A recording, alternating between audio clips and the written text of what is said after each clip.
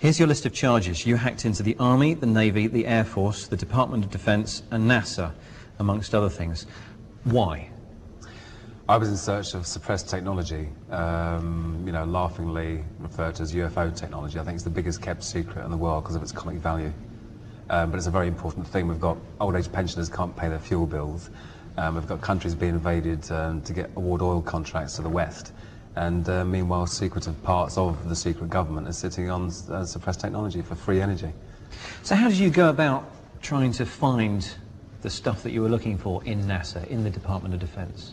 Well, I assumed that although it's part of a secret government project, there must be military ties. I'd read 400 expert witness testimonies, ranging from civilian air traffic controllers through military radar operators, all the way up to guys that were in charge of whether or not to launch nuclear missiles. So it's very credible people. All of these people had said that there are UFOs, they are alien. We're using anti-gravity and reverse engineered technology that came from captured UFO craft. We're using anti-gravity? Yeah. Right now? Who's using anti-gravity? Secret compartmented parts of the government. And I think we're being trickle-fed by the various defence contractors, so that I predict within the next 7 years we will have anti-gravity as a publicly usable phenomena. Okay, so how did you go about hacking into the computers to find what you were looking for? Well, unlike the press would have you believe, it wasn't very clever. I searched for blank passwords. I wrote a tiny Perl script, the Perl language, that tied together other people's programs that searched for blank passwords, so you could scan 65,000 machines in just over 8 minutes. So you went and actually accessed 65,000 machines sitting on, I guess, 65,000 desks in different buildings? No, because all 65,000 aren't necessarily live yet. You might find typically 5,000 might be live, and out of that 500 might be Windows machines, then 50 might have blank administrator passwords, which is a pretty bad ratio for the world's largest military. So you're saying that you found computers which had a high-ranking status, administrator status, yep, which hadn't had their passwords set, they were still set to default? Yeah, precisely. And in some cases it was thousands of machines, because they had an image. Rather than install Windows off a CD in every machine, you blat it onto an image, stick the image in all the machines, and every single machine has a blank local administrator password. So. And you actually eventually took control of one particular machine on a desk somewhere in NASA, is that right? Well, I mean, I had control of every machine that had a blank administrator password, because the door was open. So. And what did you use that to do? I was searching for files and evidence in relation to the UFO question. Okay. Were you the only hacker to make it in, past the slightly lower than expected lines of defence? Yeah, exactly. There were no lines of defence. There was a permanent tendency of foreign hackers. You could run a command when you're on the machine that showed connections from all over the world. Check the IP address to see if it was another military base or whatever, and it wasn't. The General Accounting Office in America has again published another damning report saying that federal security is very, very poor. So let's get this straight. While you were on a machine inside one of these computers in the Department of Defense, say, there were other hackers logged onto that machine as well, from around the world? Yeah, you run your NetStack command and you see the list, Turkey, Germany, Holland, everywhere. Are they all being prosecuted? No, because they weren't caught. I'm assuming. I mean, they could have turned out later on to be someone else that's been caught, but not as far as I know. I think that probably, because the security was so poor, it's probably foreign governments. How many times did you go back into this computer within NASA and the Department of Defense? Was it a one-time only? No, I mean, most computers, because I maintained a quiet presence and, wasn't running around causing, abundant damage, as is claimed. I was back on most computers. For as long as it took for me to find out if there was any information on there which would be useful to my research. So how many times do you think you went, over what kind of period were you hacking into these computers? Was it a one-time only? Was it for the course of a week? A couple of years. And you went unnoticed for a couple of years? Oh yeah, yeah. What, if I was, say, a NASA employee and I was walking past the computer that you were connected to, what would I have seen on the screen? Would there be any clues to anyone that was there? Absolutely. That you were there? Yeah, I was using something a bit like PC Anywhere, called Remotely Anywhere, so I could actually see the desktop of the machine I had control of. And if you were walking past there, you would see the mouse move and me, you know, doing whatever I was doing on that desktop. Why weren't you spotted then? I was eventually, and it was at NASA that I was spotted. I even saw the chap's or woman's mouse cursor come down, right-click the local area network icon and choose disconnect, and that was me. So someone basically took the mouse off you, if you like, and in a way, cut the yeah. connection. Yeah, yeah. Why did it take 2 years before they caught you? Do you think there was no one there at the computer, or did they... yeah, because I used to be careful about the hours. So you would log on in the middle of the night, say? Yeah, you had to always be juggling like different time zones and stuff. And yeah, so you're doing it at night time, so hopefully there's not many people around. But there was one occasion where a network engineer saw me and actually questioned me, and we actually talked to each other via WordPad, which was quite strange. That was very, very strange. What did he say? What did you say? Well, he said, "What are you doing?" Which is a bit, you know, shocking. And I told him I was from military computer security, which he fully believed. And we had a little chat, and he tried to impress me with his virus knowledge and going into a DOS box, a console and stuff. And that was quite strange, talking to someone who's in charge of the place where you shouldn't be, and then not realising that you shouldn't have been there. And I guess that scared you enough to stop you doing it? No. Why? Because I felt like this free energy technology that I was after should be publicly available. I wasn't doing any damage. I was snooping around. I wasn't making their security poorer because the administrator password was already blank, so the door was already open.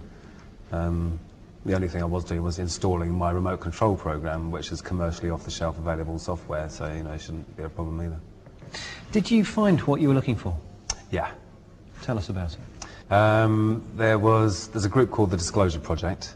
They published a book which had 400 expert witnesses ranging from civilian air traffic controllers through military radar operators right up to the chaps that are responsible as to whether or not to launch nuclear missiles. So some very credible, very relied upon people, all saying that yes, there's UFO technology, there's anti-gravity, there's free energy, and it is extraterrestrial in origin, and we've captured spacecraft and reverse engineered it. And these are, you know, very solid, reliable chaps in charge of launching nuclear missiles. So, what did you find inside NASA? One of these people was a NASA photographic expert, and she said that in Building 8 of Johnson Space Center, they regularly airbrushed out images of UFOs from the high-res satellite imagery. And using the same blank password hunting technique, I got down to Building 8, got a few blank passwording machines there, and what she said was there. There was folders called filtered and unfiltered, or processed and raw, or something like that. I got one picture out of the folder, bearing in mind this is a 56K dial-up. So a very slow internet connection. Oh crikey, yeah, I mean, you know, dial-up days. A 235 megabyte picture, and if you're talking 5 minutes a megabyte, obviously impossible to download. Also in a NASA proprietary image format, not a GIF or a JPEG or anything. So using the remote control program, I turned the colour down to 4-bit colour, the screen resolution really, really low, and even then this picture was still, you know, juddering and coming onto the screen. But what came onto the screen was amazing. It was a culmination of all my efforts. It was a picture of something that definitely wasn't man-made. It was above the Earth's hemisphere. It was kind of looked like a satellite. It was cigar-shaped. It had geodesic domes above, below, to the left, to the right, and both ends of. And although it was a low-resolution picture, it was very close up. This thing was hanging in space. The Earth's hemisphere was visible below it. And no rivets, no seams, none of the stuff associated with normal man-made manufacturing. Is it possible this is an artist's impression? I don't know. No, for me it was it was more than coincidence. I mean, this woman had said, this is what happens in this building, in this space center. I went into that building, that space center, and saw exactly that. And the folders were even called unprocessed and processed, or raw and filtered or something, so. Do you have a copy of this? It came down to your machine? No, it came, the graphical remote viewer works frame by frame. It's a Java application. So it's nothing saved on your hard drive, or at least if it is, only, you know, one frame at a time might be. So did you get the one frame? Nope. What happened? Well, once I was cut off and my picture disappeared, I was You were actually cut off at the time you were downloading the picture? Yeah, I saw the guy's hand move across. And bear in mind, you're not downloading it, you're viewing it remotely. So in a way it is downloading because the picture's coming from there to yours, but you're not downloading it as a named file to your hard drive. You're viewing it through an application. I mean, If I was to go and look for pictures that you've described, I'd make blooming sure that I could record everything that happened on my machine. Was there a way to do that?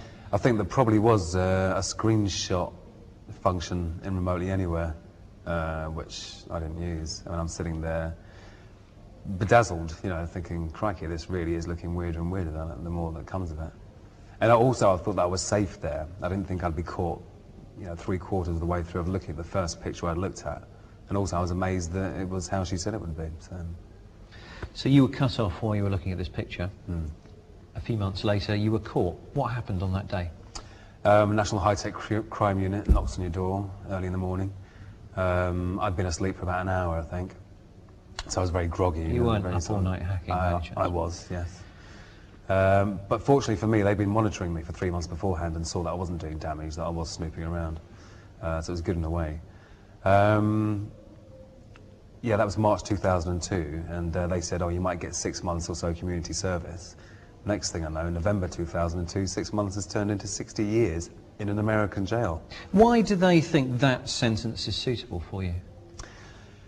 They've written some new cybercrime laws, and when I was following my case and following the changes in legislation and even the minute changes made to the legislation, I'm sure my case heavily affected the new cybercrime laws in America. I think they're peeing their pants. They're incredibly scared that their computer systems are so easy to get into.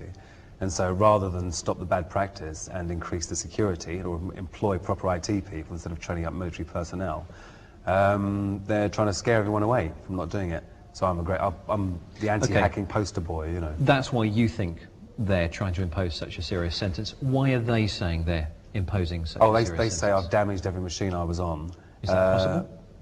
Well, I mean, yeah, you could have done, but it wouldn't have been in my interest. I wanted to maintain a quiet presence.